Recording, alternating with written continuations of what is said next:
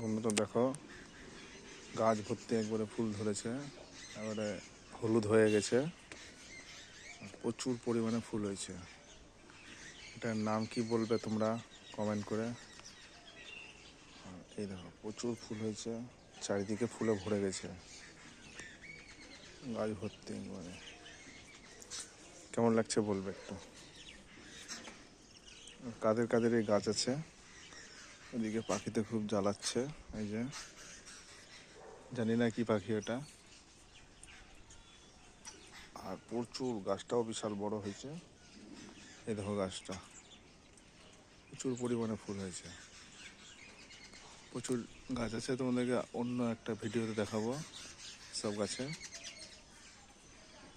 আর পুরো ভরে আছে ফুলে, একবারে বড় বড় ফুল হয়েছে, কি সুন্দর কালার, বুঝছো।